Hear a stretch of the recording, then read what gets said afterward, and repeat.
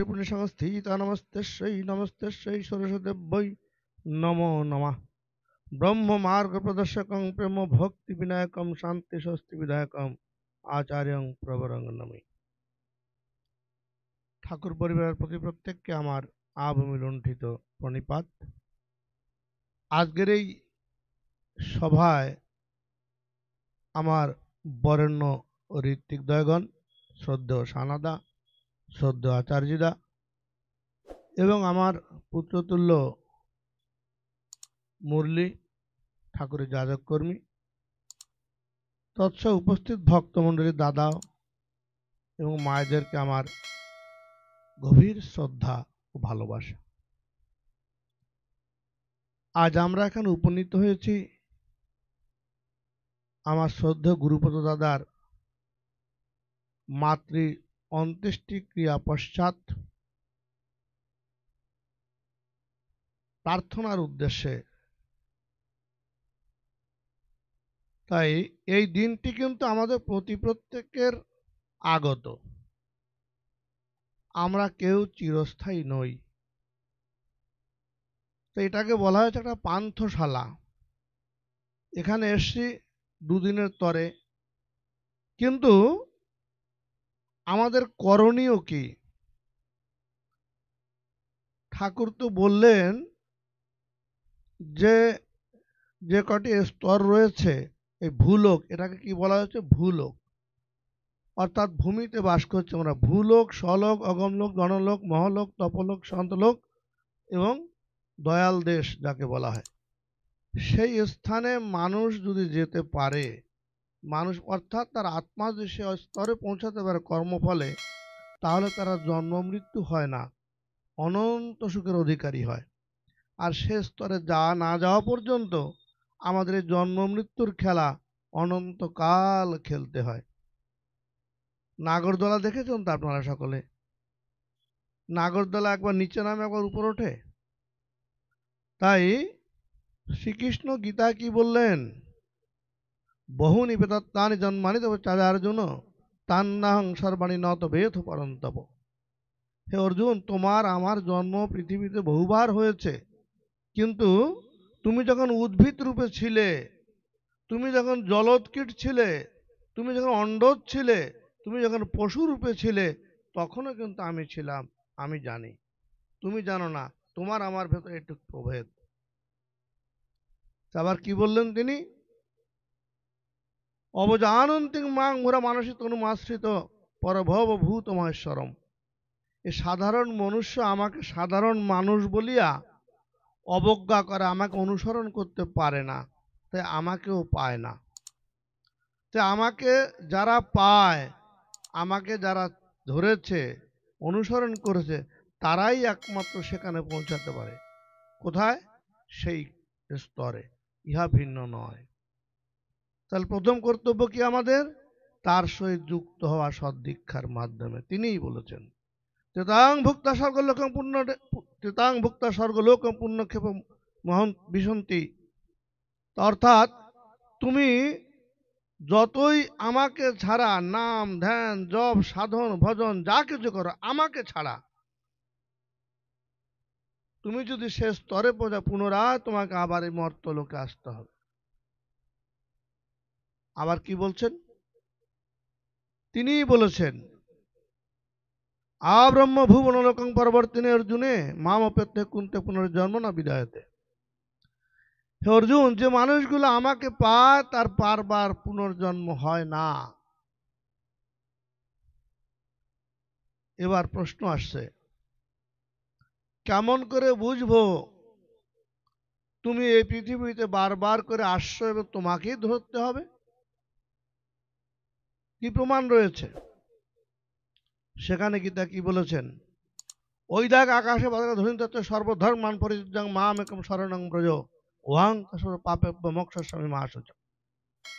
যখন দেখবে একটি মানুষকে কেন্দ্র করে জাতি পাতি নির্বিশেষে, কি হিন্দু কি মুসলিম কি খ্রিস্টান কি বৌদ্ধ কি পারসী কি জৈন, তাকে আশ্রয় করে চলছে, আমি সেক্ষেত্রে থাকি। তাহলে ঠাকুর অনুকূল চন্দ্র আজ থেকে 137 বছর পূর্বে জন্মগ্রহণ করেছে হিমায়তপুর, পাবনা ডিস্ট্রিক্টে, একটা দরিদ্র ব্রাহ্মণের গৃহে। তাকে কেন্দ্র করে আমরা জানি বহু মানুষ আশ্রয় পেয়েছে। তাকে কেন্দ্র করে মানুষ জীবদ্দশা শেষ স্তরে পৌঁছাতে পারে, আমরা কিন্তু তা জানি না। জ্বলন্ত ঘটনা, বাস্তব উদাহরণ দিয়ে বলছি। তার সঙ্গে যুক্ত হয়েছিলেন প্রফুল্ল দাসদা। এই প্রফুল্ল দাসদা একবার বরদা তাকে সহিত নিয়ে গেলেন কোথায়? গুয়াহাটি মন্দিরে। এবার সেই গুয়াহাটি মন্দিরে গিয়ে তখন প্রণাম করছেন, তখন বরদা কথা বলছেন। প্রশ্ন করলেন, আপনি কার সহিত কথা বলেন? বলছেন, যেখানে মন্দির স্থাপিত হয় আমার দয়াল সেখানে বিদ্যমান থাকে। তাই কত পুণ্য আত্মা আমার কাছে এসে তারা জন্মগ্রহণ করার আবেদন করছে, তারা তেমনি স্থান পাচ্ছে না। যেমন নাকি হাওয়াই জাহাজ যদি আমরা চাই যে চন্দ্রপুরে গুরুপদদার ঘরের সামনে হাওয়াই জাহাজ নামুক, আমরা চাই, কিন্তু জীবনে তা সম্ভব হবে না।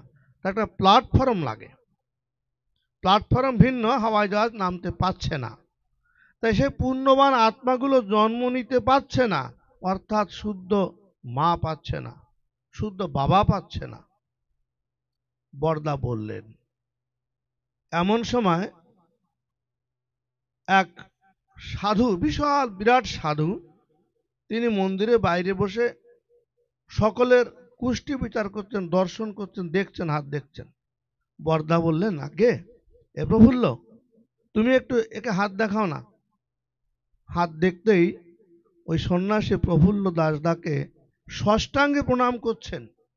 বলছে, আপনি আমার থেকে অনেক অনেক বয়সে বড়, আপনি সন্ত মানুষ, আপনি আমাকে প্রণাম করছেন কেন? বলছেন, দেখুন, আমি অনেক অনেক অনেক মানুষের, হাজার হাজার মানুষের ঠিকুজি লিখেছি, হাজার মানুষের গণনা করেছি, কিন্তু আমি পেয়েছি এক জায়গায়, যদি মানুষ সদ্গুরু শরণাপন্ন হয়, তার নীতিবিধির প্রতিপালন কাটা কাটা করতে পারে, তাহলে সেই মানুষটি জীবদ্দশা শেষ স্তরে পৌঁছাতে পারেন। তা একমাত্র শুনেছি, দর্শন করিনি, আজ তা দর্শন করলাম। বরদা তাকিয়ে হাসলেন। কি প্রফুল্ল, কি পেলি? প্রফুল্লতার মনে পড়ে গেল সেই কথা। তিনি ভীষণ নাম করতেন এবং সাধন ভজন এত স্তরে পৌঁছেছিলেন, সেই স্তরে পৌঁছেছেন, সেখান থেকে ফেরত আসতে তার অনেক কষ্ট হয়েছে। এই আত্মা, পুণ্যবান আত্মা তাকে বলা হয়। আবার কি বলছেন? মানুষ মৃত্যু সময়, মানুষ কখনো মরে না। আমার একটু বাবাজি বলছিল না, বিদেহী আত্মা, কখনো বলতে নেই। আত্মা কখনো বিদেহী হয় না। তাকে আপনি আগুনে পোড়াতে পারবেন না, জলে ভাসিয়ে দিতে পারবেন না, সে বিদেহী হয় না। সে আত্মা আজ যে অন্ত্যেষ্টি ক্রিয়া পশ্চাৎ এখানে মজুদ রয়েছে, আমরা তাকে দর্শন করতে পারছি না। উদাহরণস্বরূপ, যখন মানুষ মৃত্যু মুমূর্ষু অবস্থায় পৌঁছায়, দেখবেন অনেক মানুষ হেগেমুতে মরে, ভুগে মরে, নিশ্চিত জানবেন তার নরক গমন। তাকে পৃথিবীতে অনেক কষ্ট সহ্য করতে হবে, আবার জন্ম হতে পারে, না হতে পারে, অতিবাহিক দেহ ধারণ করে পৃথিবীতে ঘুরতে হতে পারে। তাহলে আবার অনেক মানুষ হাসতে হাসতে মৃত্যুবরণ করে। মরণ রে শ্যাম ও সম, মরণে কষ্ট নেই, জন্মে কষ্ট বেশি। তাই বলছেন, সেই মানুষটি চিত্রগুপ্তের খাতা আপনি আমি যা কিছু করেছি, সেই হুশ অবস্থা থেকে এই চিত্রগুপ্তের খাতা করে এখানটায় সব স্থগিত হয়। আপনার ছোটবেলার কথা মনে আছে না গোমা? নিশ্চয় সকলেরই আছে। তাই আমাদের ভালো মন্দ কর্ম স্থগিত হয়, মৃত্যুর সময় তখন 5 সেকেন্ডের জন্য ভেসে ওঠে। মানুষ যদি সে ভালো কর্ম করে, ভালো ভাব নিয়ে যদি এই দেহ ত্যাগ করে, পুনরায় তাকে সেখান থেকে আবার ভালো ঘর প্রাপ্ত হয়। আর খারাপ ভাব না থাকলে তেমনি হয়। এক্সাম্পল কিলে আপনারা সকলেই জানেন নভর ঘোষ। নভর ঘোষের কথা শুনেছেন। ঠাকুর ভক্ত সম বসে আছেন, একদিন খিলখিল করে হাসছেন ঠাকুর। সবাই বলছে, ঠাকুর আপনি যে কি করেন কিচ্ছু বোঝা যায় না, আপনি কারোর সঙ্গে কথা না বার্তা না কিছু না, আপনি হাসছেন কেন? বলছে, হাসছি কেন শুনবি? আরে নফর ঘোষ জন্মগ্রহণ করেছে রে, নফর ঘোষ আবার এসেছে। ঠাকুর বলেন কি? বলে, নফর ঘোষ বহরমপুর ডিস্ট্রিক্টে ছোট গোয়ালের ঘরে জন্মগ্রহণ করেছে। সবাই অবাক। প্রশ্ন আসে এখানটায়, প্রশ্ন করলেন ঠাকুরকে, ঠাকুর আপনি তো দাপর যুগে বলেছেন আ ব্রহ্ম ভুবন লোকান, অর্থাৎ যিনি আপনার সঙ্গে যুক্ত হয়, আপনাকে যিনি পায়, তার আর জন্মগ্রহণ করতে হয় না। তাই নফর ঘোষের মতন ভক্ত আমরা দেখি না, বিরল। আপনার আজ্ঞাকারী মানুষ, অতএব সে এই ছোট গোয়ালের ঘরে জন্ম নেবে কেন? সে তো আরো উচ্চ স্তরের ঘরে জন্ম নিতে পারত। ঠাকুর হাসলেন, এইটাই তো কথা, এটাই তো আমরা পারি না। বলছেন, ওই নফর ঘোষ তার দুগ্ধ দধি ছানা খাওয়ার যে অভিলাষা, সে মাঝে মাঝে চুরি করেও খেত। তার মনটা কিন্তু ওই দুগ্ধ দধি ছানার ভেতরেই পড়ে থাকত। মৃত্যু অবস্থায় সেটা ভুলতে পারেনি, তাই তাকে ছোট গোয়ালের ঘরে জন্মগ্রহণ করতে হলো। কিছুদিন পর এক মা ওই ছোট্ট একটা শিশু কোলে করে ঠাকুরের সান্নিধ্যে এলেন। ওই ওই ওই ওই দেখ, ওই দেখ, নফর ঘোষ আসছে, নফর ঘোষ আসছে, আঙুল দিয়ে বললেন। সবাই অবাক, বলে কি ঠাকুর, নফর ঘোষ আসছে? এখন ছেলেটি খুব কাঁদছে, খুব কাঁদছে। মা এসে বললেন, ঠাকুর কি আর বলবো, আর 3 দিন ধরে একভাবে কান্না করছে ঠাকুর। যখনই ওকে ঠাকুর ঘরে নিয়ে যাই, ঠাকুরের সামনে রাখি, প্রার্থনা করি, ওই সময়টুকু চুপচাপ থাকে। ঠাকুর হাসছেন, দে আমার কাছে দে। ঠাকুর যে কুলে নিলেন, ঠাকুরের মুখের দিকে তাকিয়ে একটুও কান্না নেই। ঠাকুর যেন তাকে কতকাল ধরে চেনে জানে, সেই ভাষায় কথা বললেন। তা আমরা কি বুঝি, অন্তর্যামী তিনি, তিনি জানেন। আমরা সৌভাগ্যশীল মানুষ যে তাকে গুরুরূপে পেয়েছি। তার নীতিবিধিকে প্রতিপালন করার চেষ্টা আমরা করি না, তাই আমরা কষ্ট পাই, ভুগতে থাকি। ঠাকুর আমার জীবদ্দশায় এবং মৃত্যুর পরেও যে তিনি থাকেন আমার সাথে, তার একটা জ্বলন্ত উদাহরণ আমি দিয়ে বক্তব্য শেষ করব। আপনারা অনেকেই জানেন, জানা কথাগুলোই বলছি, বুঝতে সহজ হবে। আমাদের সতীশচন্দ্র জোয়ারদার, এই সতীশচন্দ্র জোয়ারদার তিনি ঠাকুরের সৎমন্ত্র গ্রহণ করে তিনি বহু গুরু গ্রহণ করেছিলেন, কিন্তু ইতিপূর্বে তার অভিলাষা পূর্ণ হয়নি। অবশেষে তিনি যখন জানলেন পুরুষোত্তম রূপে এই নরতনু ধারণ করে বিভিন্ন দেবদেবীর পূজা করতেন তিনি খুব। ঠাকুরের একটা বাণী রয়েছে, সব দেবতার সমাহারে পুরুষোত্তমের সৃষ্টি, সহজ মানুষ ধরা এসে করেন ধৃতিবৃষ্টি। তিনি সহজ মানুষের মতন ধৃতিবৃষ্টি করেন সব দেবতার সমাহারে। তাকে ধরলে কোনো দেবদেবীর আর পুজো করতে হয় না। একটা দেবদেবীর পূজা করলে তাকে ছোট করায়, নিষ্ঠা তার প্রতি থাকে না। আর তাকে যদি সন্তুষ্ট করা যায়, সমস্ত দেবদেবী তুষ্ট থাকেন। এবার জোয়ারদার, সতীশ জোয়ারদার দা, তিনি সাধন ভজনে এগোনো মানুষ, বিভিন্ন গুরু গ্রহণ করেছেন। এই ঠাকুরের সৎমন্ত্র পেয়ে তিনি দেখলেন যে অষ্টাদশ চক্রের মহাবীজ নাম বলছেন, যখন অষ্টাদশ চক্রে যেখানে বললাম সে স্তরে পৌঁছালে আর জন্ম মৃত্যু হয় না, তিনি একভাবে তিনি 18 ঘন্টা নাম করছেন ঠাকুর বাড়ির সান্নিধ্যে বসে একটি বকুল গাছের তলায়। গাছটি কিন্তু আজও আছে, আমি পাবনা গিয়ে দেখে এসেছি। সে গাছের তলায় বসে নাম করছেন 18 ঘন্টা পশ্চাৎ তিনি দেখতে পাচ্ছেন ঠাকুরের কক্ষ থেকে এক বিধবা মহিলা বেরিয়ে আসছেন। তিনি ভাবলেন, ঠাকুর কি তাহলে এ ত্রিপহর হলো রাতের, এ বিধবা মহিলা ঠাকুরের কক্ষে যান কেন? সে বিধবা মহিলা বেরিয়ে চলে যাচ্ছেন, সতীশচন্দ্র জোয়ারদার তার পিছু নিলেন। পিছু যেতে যেতে কিছু দূর গিয়ে হাঁটুগড়া দিয়ে মাত বলে যখন ডাকলেন, মহিলা ফিরে তাকালেন, অবাক হয়ে গেলেন সতীশচন্দ্র জোয়ারদার। এ কি সম্ভব? দেখেন আর কেউ নয়, মাতা মনমোহিনী দেবী। সতীশচন্দ্র জোয়ারদার দু চোখের জলে ভাসছেন। বলেন, কি মা?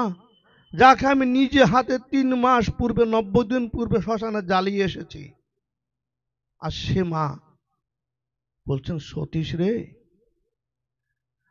আমি অনুকূল আমার গর্ভে ধারণ করেছে সন্তান বলে ভেবেছি, তাকে পুরুষোত্তম বলে মানতে পারিনি। তিনি যে আমার জীব জগতের মালিক, তিনি যে আমার ইহকাল পরকালের, আমি কখনো ভাবতে পারিনি সতীশ।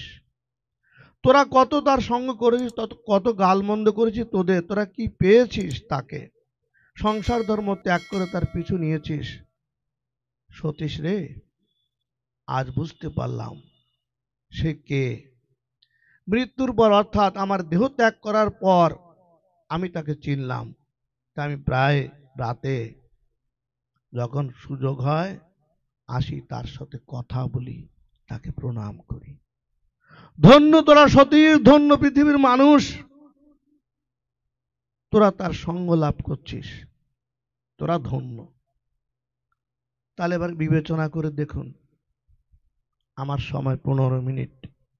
অবশেষে এইটুকুই বলবো, সংকোচই দুঃখ। আর যেটা বললাম সত্য অনুসরণে, সংকোচ দুঃখ আর প্রসারণই সুখ। যাতে আমার মন সংকুচিত হয়, আমি কাউকে কোনো কর্ম করে বলতে আমার দ্বিধাবোধ হয়, তাকে দুঃখ হয়। যে কাজ করলে মনে আনন্দ হয়, আমি বলতে কখনো দ্বিধাবোধ করি না, এক কথায় সেইটি হচ্ছে আমার সুখ।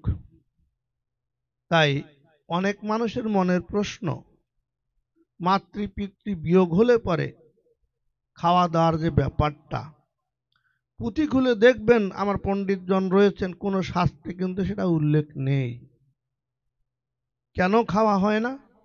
অর্থাৎ সেই পরিবারটি শোকাকুল অবস্থায় থাকে। শোকাকুল অবস্থায় যদি কিছু দেওয়া হয়, অন্ন ইত্যাদি, তার ভেতরে ভাবের বিনিময় হয়।